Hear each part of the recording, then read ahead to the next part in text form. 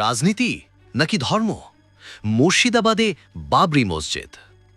ইতিহাস কি সত্যিই মুছে ফেলা যায়, নাকি ইতিহাসের কোনো মৃত্যু নেই? সময় বদলায়, ক্যালেন্ডারের পাতা উল্টায়, কিন্তু কিছু নাম মানুষের হৃদয়ের গভীরে এমনভাবে গেঁথে থাকে যা শত চেষ্টা করলেও মুছে ফেলা অসম্ভব। ১৯৯২ সালের ৬ই ডিসেম্বর, একটি তারিখ যা ভারতের ইতিহাসের পাতায় এক গভীর ক্ষত তৈরি করেছিল। অযোধ্যার মাটিতে ধূলিসাৎ হয়েছিল শতাব্দী প্রাচীন বাবরি মসজিদ। সেই ঘটনার ৩৩ বছর পর ভারতের মানচিত্রে আবার ফিরে এলো সেই একই নাম, তবে এবার উত্তরপ্রদেশ নয়, ঘটনাস্থল ইতিহাসের শহর মুর্শিদাবাদ। মুর্শিদাবাদের বেলডাঙ্গা। গত কয়েকদিন ধরে এই একটি নাম তোলপাড় করেছে রাজ্য রাজনীতি। চায়ের দোকান থেকে আদালতের বন্ধ ঘর, সব জায়গাতেই একটাই আলোচনা, বাবরি মসজিদ। হ্যাঁ, ঠিকই শুনছেন, অযোধ্যার আদলে বাংলার মাটিতে তৈরি হতে যাচ্ছে দ্বিতীয় বাবরি মসজিদ। কিন্তু কেন, হঠাৎ কেন এই সিদ্ধান্ত? হাজারো বাধা, পুলিশের কড়া নজরদারি আর রাজনৈতিক বিতর্কের ঝড়ের মধ্যেও কিভাবে সম্পন্ন হলো এই মসজিদের ভিত্তিপ্রস্তর স্থাপন? এটি কি শুধুই একটি ইমারত তৈরির স্বপ্ন, নাকি এর পেছনে রয়েছে কোনো গভীর ধর্মীয় আবেগ আর হার না মানা জেদ? আজকের এই ভিডিওতে আমরা উন্মোচন করব বেলডাঙ্গার বাবরি মসজিদ বিতর্কের আসল সত্য, যা আপনাকে ভাবাবে, আপনাকে অবাক করবে। মুর্শিদাবাদ একসময় বাংলার নবাবদের রাজধানী, যেখানে বাতাসের গন্ধে মিশে আছে ইতিহাস আর ঐতিহ্য। এই জেলারই বেলডাঙ্গায় ভরতপুরের বিধায়ক হুমায়ুন কবির ডাক দিয়েছিলেন এক ঐতিহাসিক নির্মাণের। তাঁর স্বপ্ন, হারিয়ে যাওয়া বাবরি মসজিদকে তিনি ফিরিয়ে আনবেন বাংলার বুকে। ঘোষণাটি ছিল আকস্মিক, কিন্তু এর প্রভাব ছিল সুদূর প্রসারী। হুমায়ুন কবির যখন ঘোষণা করলেন যে ৬ই ডিসেম্বর, অর্থাৎ সেই বিশেষ দিনটিতেই তিনি বেলডাঙ্গায় বাবরি মসজিদের ভিত্তিপ্রস্তর স্থাপন করবেন, তখন থেকেই শুরু হয় তোলপাড়। প্রশাসন নড়ে চড়ে বসে, রাজনৈতিক মহলে শুরু হয় জল্পনা। কেউ বললেন এটি আবেগের জয়, কেউ বললেন রাজনৈতিক চাল, কিন্তু হুমায়ুন কবির ছিলেন অটল।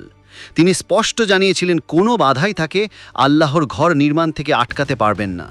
আমি বলছি, আমি হুমায়ুন কবির, এই মসজিদ করার জন্য আমার জীবনের বিনিময় হলেও কোনো শক্তি থাকবে না যে আমাকে বেলডাঙ্গাতে মসজিদ করা থেকে বিরত করে। কোনো শক্তি থাকবে না, যার ক্ষমতা চ্যালেঞ্জ অ্যাকসেপ্ট করবে। পরিকল্পনাটি সামান্য কোনো মসজিদ তৈরির নয়, প্রায় ২৫ বিঘে জমির ওপর গড়ে উঠবে এই বিশাল কমপ্লেক্স, যেখানে থাকবে অযোধ্যার বাবরি মসজিদের হুবহু প্রতিকৃতি। তার সঙ্গে থাকবে আধুনিক হাসপাতাল, গেস্ট হাউস এবং শিক্ষা প্রতিষ্ঠান। অর্থাৎ এটি শুধু উপাসনার স্থান নয়, এটি হতে চলেছে মানব সেবার এক অনন্য কেন্দ্র। ডিসেম্বরের শুরু থেকে বেলডাঙ্গার বাতাস ভারী হতে থাকে। একদিকে আদালতের চক্কর, অন্যদিকে প্রশাসনের কড়া নিষেধাজ্ঞা।